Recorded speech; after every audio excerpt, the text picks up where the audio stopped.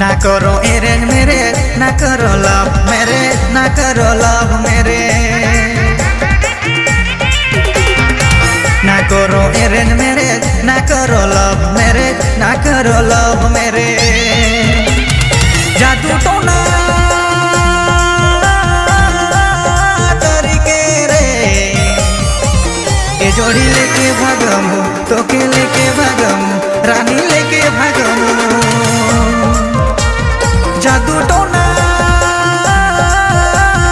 तरीके रे ये जोड़ी लेके भागमु, तोके लेके भागमु।